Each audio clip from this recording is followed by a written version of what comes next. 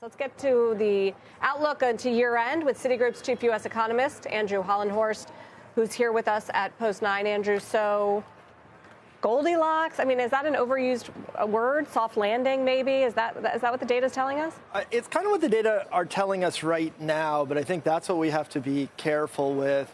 Goldilocks is a pretty short story, and that may end up being true in the data also. So right now, activity is moderating, inflation is cooling. As we get into next year, that picture may become more complicated. We'll probably have some sticky inflation and a further slowing in activity.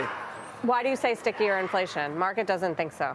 I think we've had a lot of false dawns with inflation coming down. Now, we have seen goods inflation that's come down significantly.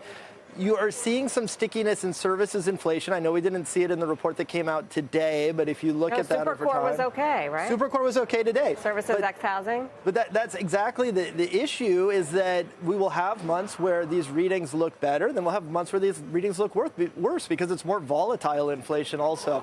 So that's what I would worry about next year. So are you in the camp that we get to, say, target by 25?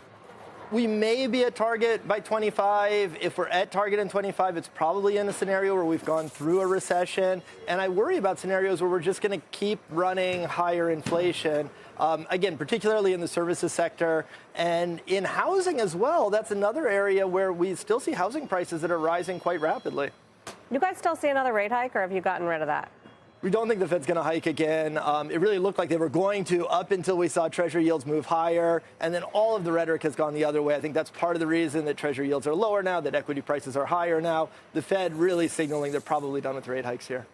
So are you thinking that the Fed waits longer to cut because you think inflation is going to be stickier? So I think the cut is going to depend on what happens with the activity data more than what happens with the inflation data. Inflation will probably be sticky enough to keep the Fed from cutting just because inflation has come down. If we run perfectly, smoothly slowing core inflation, maybe they could get to the point late next year where they're confident that, okay, they can be cutting due to inflation coming down. More likely, they'll be waiting for the activity data to weaken, and that's when they'll be cutting. I'm trying to remember whether you guys see job growth going negative or where you see it bottoming out and when next year. Yeah, so we think around the middle of next year, we'll probably see some negative readings on job growth. Still very early, but we are seeing continuing jobless claims. You saw it again this morning. They're moving up steadily. The unemployment rate moving up. So seeing some of those early signs of slowing. Now, having said that, we're going to get a jobs report next week, and it's probably going to be a pretty strong jobs report again next week. So I don't think we're going to be seeing that in the near term, but maybe sometime around the middle of next year. Times had a great piece earlier in the week looking at corporate debt interest payments. So many treasurers locked in pretty decent rates for now that those payments have rolled over. We got the share of households that are mortgage-free at an all-time high. Do we have sort of, I think B of A called it once, partial rate immunity from what's happened?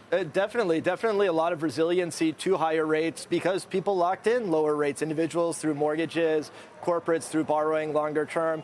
Now, there is a divergence there, a differential there between those households who have a 30-year fixed-rate mortgage, those households who are renting. If you're renting, you're not benefiting from low mortgage rates. And if you think about smaller firms, that's where we see credit conditions that are tightening. A lot of those firms weren't able to lock in those longer-term, lower interest rates. So that's where we would look for some signs of weakness here.